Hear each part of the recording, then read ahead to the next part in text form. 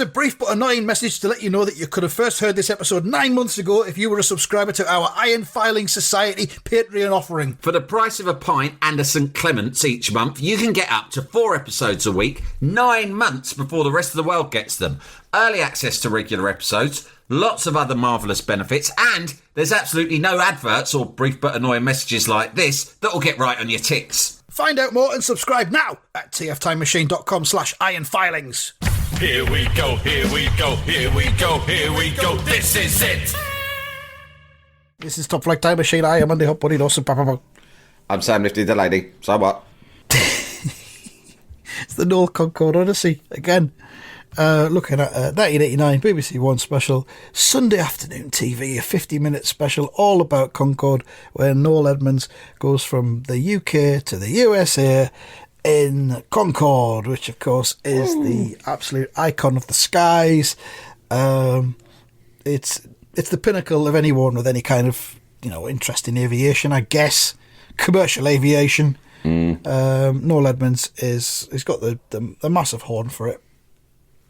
And he's up there in the cockpit. But before we go any further, there's been some Noel-related news over the last 24 hours, which I think we should possibly look at. Okay. Oh, yeah. And that is that ITV are reviving one of Noel's greatest late-period televisual works. Televisual conjurings. Yeah, and it was, let's face it, we can look at it over the next few minutes. They're bringing back Deal or No Deal, which I immediately jumped for joy when I saw the news. And then I saw Without Noel Edmonds, which I don't really know how you can do that. I wonder if they asked Noel. I've got a strong feeling that Noel would have said no either way, because as we've discussed on recent episodes, he's now withdrawn from public life and is living in a compound in New Zealand. In New Zealand, yeah. And I genuinely think he just doesn't want to be part of the entertainment scene. So I'm sure he would have said no. And was it his format, Deal or No Deal? No, it was a Dutch format. Okay. Came over from, so he wouldn't have had a say. The Netherlands, I think. But maybe he wouldn't have ITV. had a say, but he took it and he made it into something extraordinary. I don't think the format is simple. It's 20 I boxes. don't think that show could or can work without Noel. No. I can't imagine who can take that on, although you've made a very strong suggestion on Twitter. I said it would only work if it was Danny Dyer. Yeah, it would be superb. I think that would be Noel's first choice as well, I believe. It would be super. Well, they're both West Ham, mate. Noel's big West Ham, so is Dyer. Who is it? I read the story. Well, you're not going to be impressed. Right. Oh, right. Do you want to have a couple of guesses? Well, usually they go Bradley like Walsh. That's who they usually go for. But he is good, isn't he? He's talented. Bradley Walsh is good, but he's got the chase. If only it was Bradley Walsh. No. I think lower. The lower than him. Well, actually, I don't know why I'm saying that. He's big star. Yeah. Top draw. Not McGuinness, Paddy McGuinness. No. I would say slightly higher than Paddy McGuinness. Higher than Paddy McGuinness. Not Piers Morgan. I'll put you out of your misery. Yeah. It's the child-faced magician Stephen Mulhern. Really? Interesting choice. Yeah. Interesting choice. Because he's done catchphrase for years, hasn't he? Yeah. Yeah. I don't know a huge amount about him, but what I've seen of him, I've liked. He's professional, I'll say that. He seems like a decent guy to me. I don't know if he has. He's certainly not got what Noel's got. I mean, Noel turned it into some kind of mystic cult, Deal or No Deal, because he had contestants on there who had, belief systems and strategies to win what was essentially the random opening of some boxes with numbers in. Yeah, I mean, Noel, obviously, we've talked about this a lot. The fact that it's impossible to name what Noel has, other than the name we've given it, which is Noel Play. Noel Play, yeah. But it's really hard to sort of define what Noel Play is, because all these years he had huge success in the 70s, the 80s and the 90s, right? And in each decade, it was hard to sort of pinpoint what is it that Noel is actually doing here that makes him so successful? What is it that makes everything he touches turn to gold? And then by the noughties, you're thinking it's a new century. There's no longer you can keep it up. But he saved almost his best trick for last, because Deal or No Deal was the most sensational thing of all, because he didn't even have he had a format that made no sense, that somehow, without ever telling a joke, right, or doing anything exceptional, certainly no magic tricks like Mulhern might bring to it, right, he generated the most compelling sense of tension, drama and jeopardy that's ever been seen on a television programme out of a meaningless, rudimentary game. I mean... Here's what I think. Noel Edmonds, right, is and was a ringmaster. And he was the ringmaster of a series of very, very different circuses, all of his own making. There was the Swap Shop Circus. Even before that, there was the Radio 1 breakfast show prank phone call circus. Then Swap Shop, then the Late Late Breakfast Show, which of course became a kind of lethal stunt circus. It went too far. Yeah, they almost changed the name to that. Noel's Lethal Stunt Circus. Stunt Circus. Don't forget Telly Addicts. Oh, yeah, we don't forget Telly Addicts. Well, we have forgot Telly Addicts. Yeah.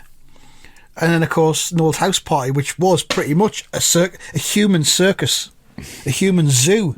Noel's Human Circus Zoo. Yeah. And then... The Island of Dr. Noel. Yeah. Yeah, definitely.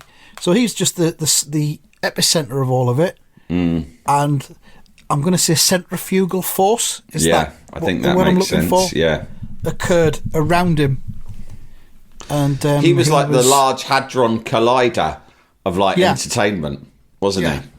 Yeah, definitely that. Yeah, and then he just went, "Fuck this, I'm gone," and off he went. And he went, why he left Deal or No Deal. Did they cancel it? I'll miss you. You'll miss me when I'm gone. And God damn it, he's right. Because as much as I've got nothing against Stephen Mulhern, I think he's a talented broadcaster and magician. When he's doing Deal or No Deal, I think we'll all think, fuck, we didn't realise what we had when Noel was still active. Yeah.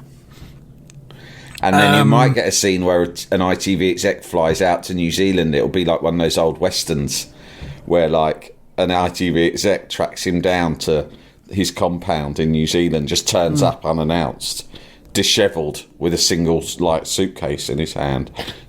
And Noel just looks up and it's like, what are you doing here? Get off my land. And he pulls out a shotgun and he goes, it's me, Tarquin Headley Smedley Smythe, Chief Commissioner of Light Entertainment at ITV.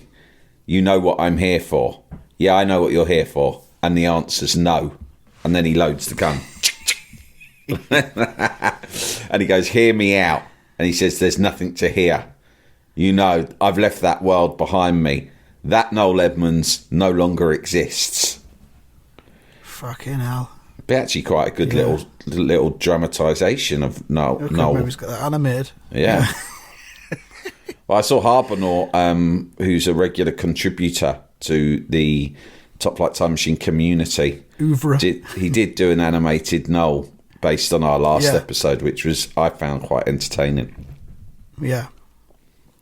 It was good. You're right, yeah. Well done. Thanks for that. I'm just looking at the Deal or No Deal page. It went on for 11 years with Noel at the helm. Fuck me. That's incredible. And it was cancelled 2016.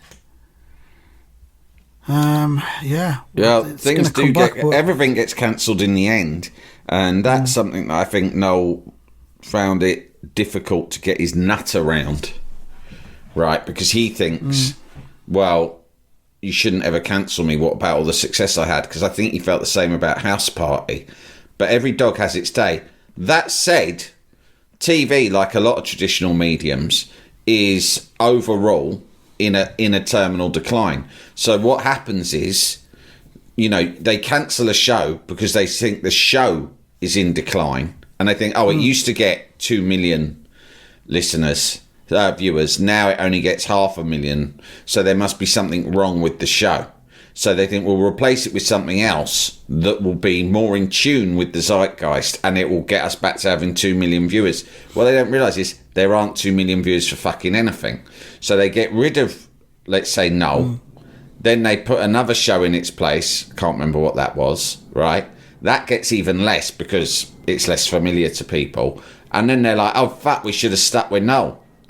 Exactly. But it's just that, and it's the same. Remember, it was the same with magazines. It's the same with magazines. It's the same with TV. Same with cinema audiences. The only thing that's going up, radio, and of course, podcasts. Podcasts. The thing is, yeah, they should have just rested it, just given it a year off. Yeah. And instead, we'll bring. Well, that's why they back keep bringing so much shit back. They bring back Deal or No Deal. They'll bring back House Party at some point, but it won't be Noel. Noel will refuse to come back. Of course he will. Noel's done now. All his work's done. Could you have Danny Dyer's House Party? No, it'd probably be too aggressive, wouldn't it? I tell you, they seem to be getting to do everything now. Is that Alison Hammond? I can imagine her putting on a good house party. It reminds me, Noel's career reminds me of Sid Waddell's quote, famous quote. When Alexander of Macedonia was 33, he cried salt tears because there were no more worlds to conquer. Eric Bristow was only 27. Yeah.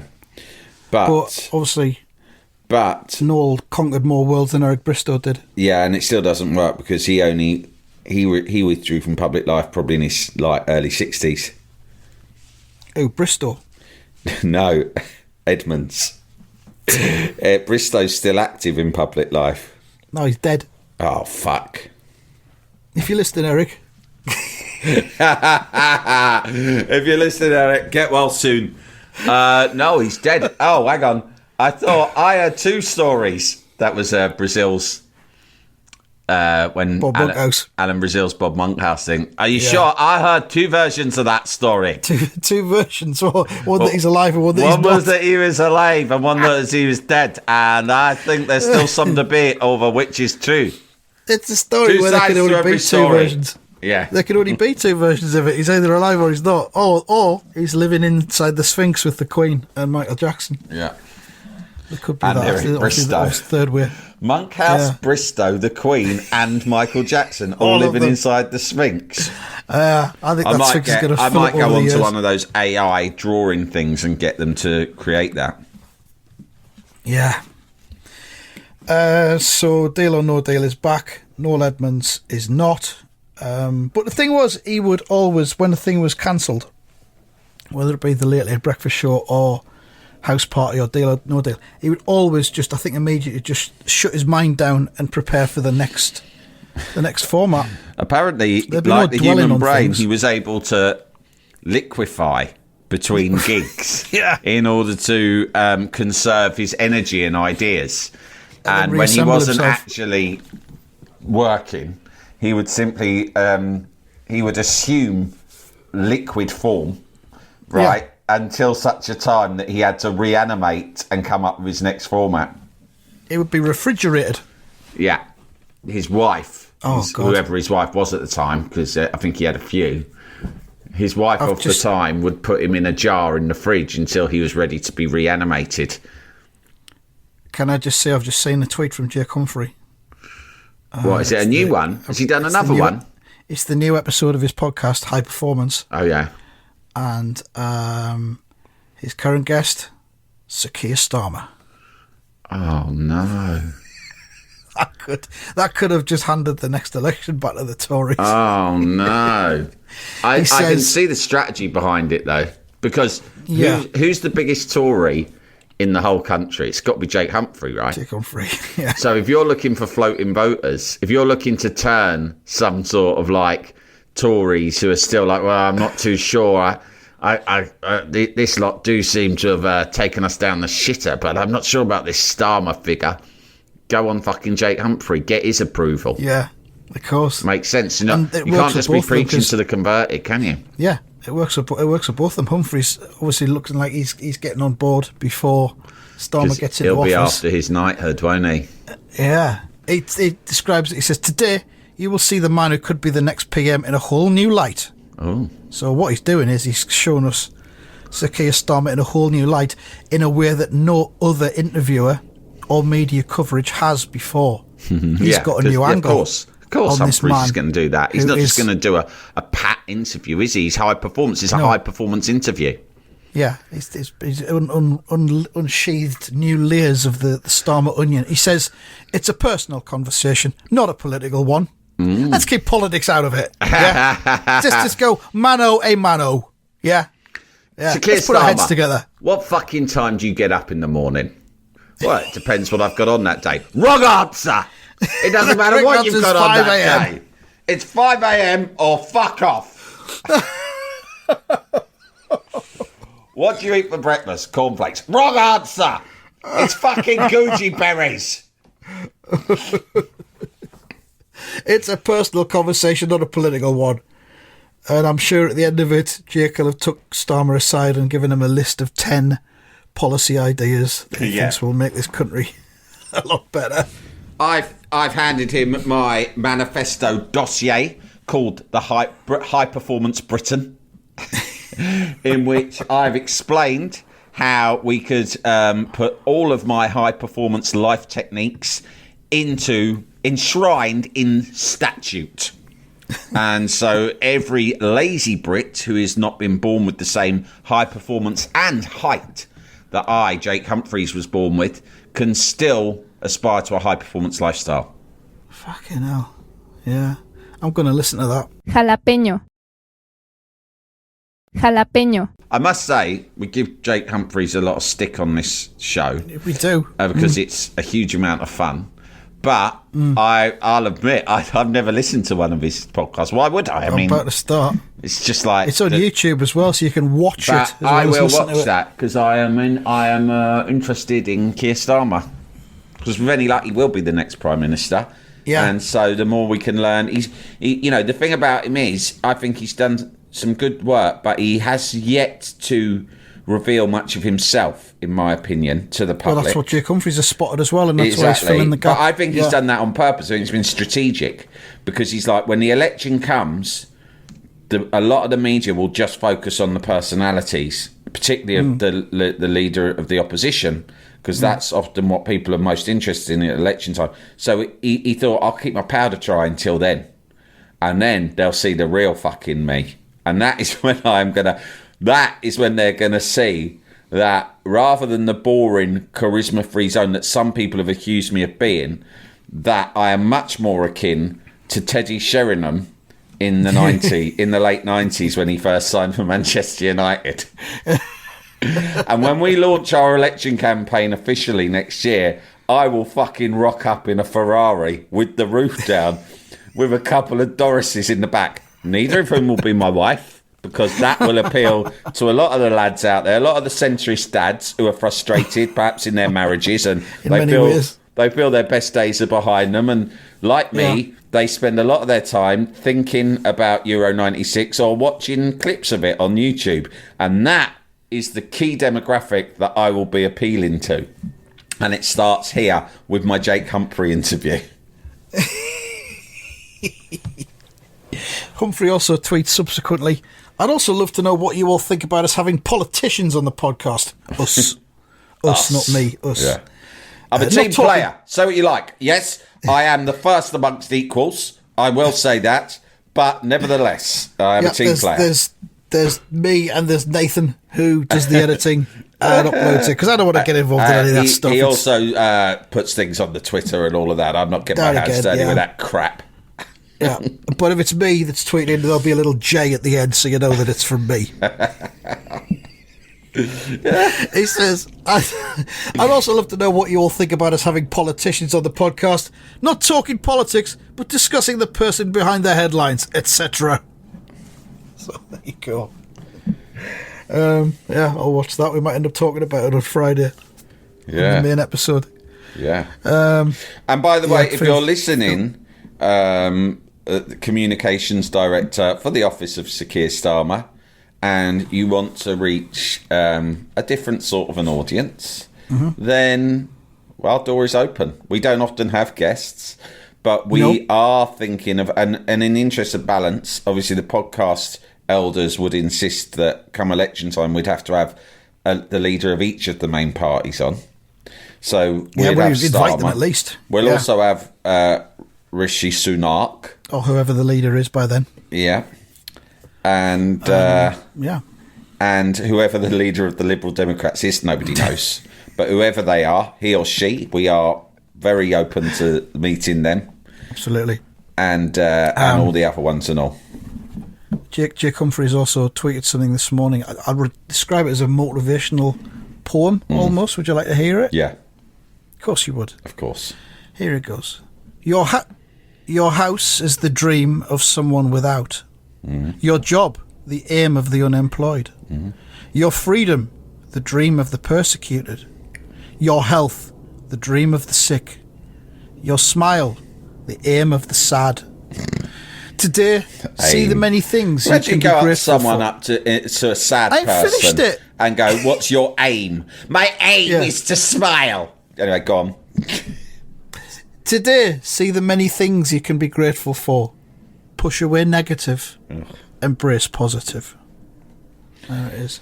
Well, I find that quite trite and patronising, to be honest. Yeah. And he's just gone dream, first line, aim, second line, dream, third line, and fourth line, aim, fifth line. So it doesn't even... I think he got that KFC chat to do that. You know, the robot that does your KFC chat. Stuff up for you. The robot that you can get to write things for you. Sounds to me. Yeah. KFC chat. Write something fucking inspirational to hoodwink all the fucking oiks that follow me on social media into thinking I'm profound. So we're in the era now where loads of people are going, what if KFC chat tried to do this?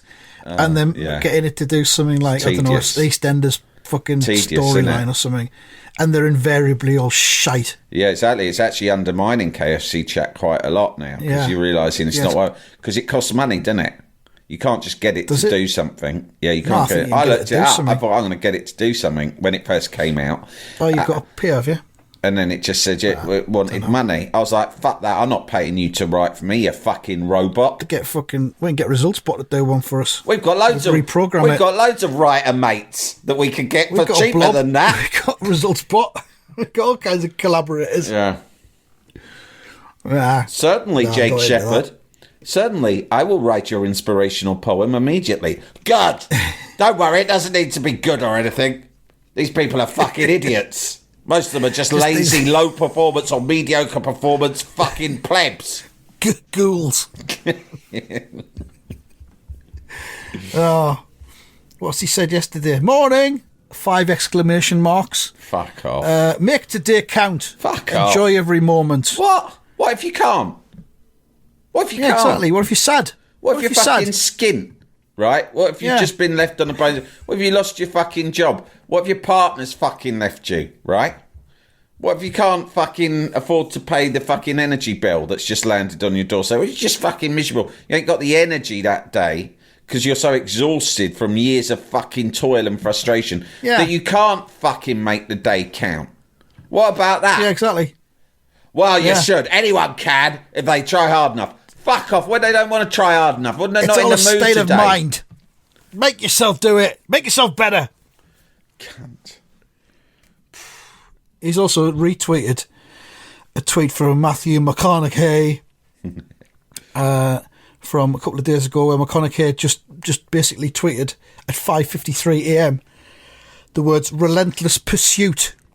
That's it. Yeah, you shouldn't retweet that because he could be talking about like a woman who doesn't want to be relentlessly pursued.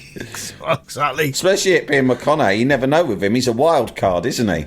Exactly. Yeah. You want to know how people used to say to me I would never win anyone's heart because I was so obnoxious and weird, but they were wrong because when I set my sights on anything, including a woman, that I am relentless in my pursuit, and I will not stop until they bend to my will. A woman who doesn't want you is just a woman whose mind hasn't been switched into the correct position yet. Pursue. If you are relentless in your pursuit of it. Fucking hell. yeah, don't listen to Jake Humphries. You don't have to make today count. You don't even have to make tomorrow count. There's a lot of fucking days in your life. Get through it. And, get through it. Some days you achieve a lot, some days you don't. But even when you appear to not be producing much, then you are still living your life, your brain is still evolving, and you take something out of every day. It doesn't all have to be fucking Jake Humphries bullshit. If you get in from work and you have a kebab, and then you find yourself sat on your arse and you find yourself down some kind of YouTube wormhole for 5 hours, that's all right. You haven't hurt anyone. Yeah. It's fine. It's like, I remember someone saying to me once, like, they were every day. They were worried about their son was like a teenager, right? And they said, I'm a bit worried about him because he's just like, all he does is like sit around in his room, and I'm really worried that he's not. I went, hang on a minute, mate. I knew you when you were a teenager, right? And what did any of us do but fucking sit around there? Those are the moments that you're absorbing all sorts of stuff, and your mind and your imagination and your worldview are evolving. And actually, they don't really evolve if you're one of these fucking people who gets up every day and is obsessed with your own productivity, right? So if you were the sort of teenager, not that I've got anything against teenagers like this, but if you're getting up and I don't know what this bloke wanted for his kid, maybe he thought he should be getting up and fucking getting up at 5 a.m, doing a few laps of an Olympic swimming pool, studying at the library, then doing some voluntary work, right, for some old people, and then doing fucking violin lessons. I don't fucking know, whatever. But the point is that you actually, like you leave, like when you're making bread, you knead it and then you leave it to prove, right? That's like your fucking nut, right? And when you're a kid, all the time you spend fucking sitting around listening to records, right? Or fucking reading magazines, as it would have been in our day, right? Or watching telly, or whatever. You're just sitting there. Your brain's fucking evolving the whole time. So as you well be, you need time to do that shit. And it's the same in adulthood as well. If you're up every day like fucking Humphries planning your next fucking whatever it is that he's got up his sleeve. I'm preparing my notes. Next fucking... I'm hosting Europa League on BT Sport on Thursday, and I will always be thoroughly prepared. So I'm looking into the last 5 fixtures that RB Leipzig have taken part in. So I will not be caught out. Not again. Right? It's like another day, another mind mountain to conquer. Yeah, you don't have to. It's good to be like that sometimes. Sometimes you have to be like that. But like thinking that any day that's not like that is wasted. Days doing nothing. You might not see it. It might not be as obvious, but they're productive too, aren't they, Andy? They are, completely. I had a moment of realisation at the weekend. It was Saturday evening, and my son was at mine, and normally we'll like watch some telly or do something together, and this is darts on. There was darts on. We'll watch the darts, and he wasn't there. He was in his room playing music, and I thought, that's a bit fucking rude. He's not spending time with me. And then I thought, well, what was I doing when I was 15? Yeah. Oh, yeah, I was always in my room playing music. And also, it's delightful that he's listening to music. I mean, that's a fucking education in itself. It's spiritual, emotional education, it's cultural education, and it's important. And I reckon, I don't know this, I might be wrong, but I reckon Jake Humphries was never fucking putting time aside to listen to music.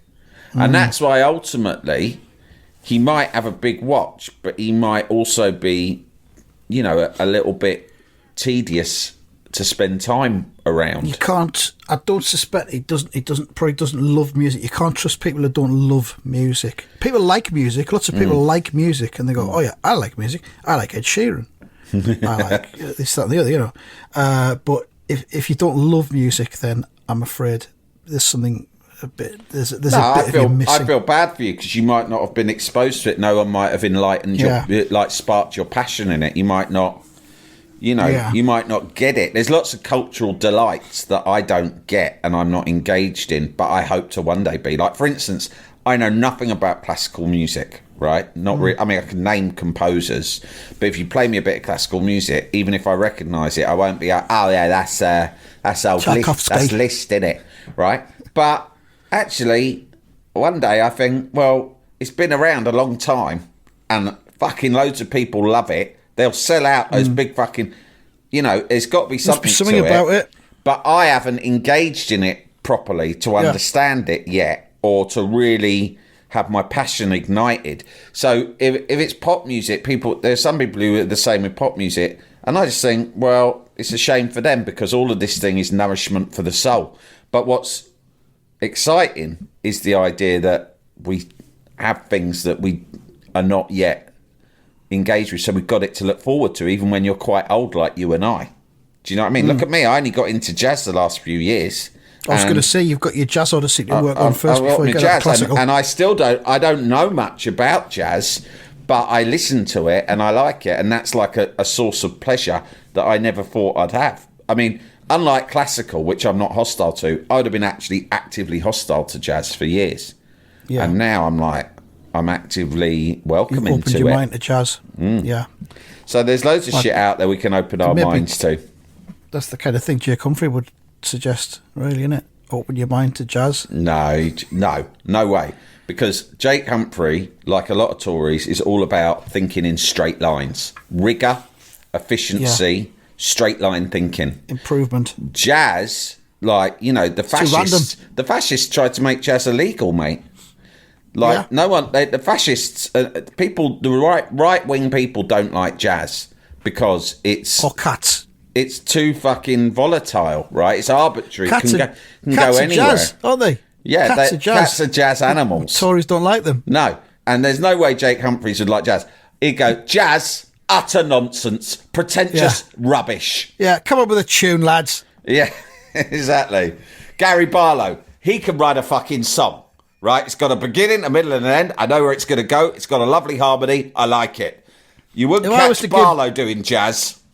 If I was to give Gary Barlow 3.5 hours, I know for certain he'd write the number one.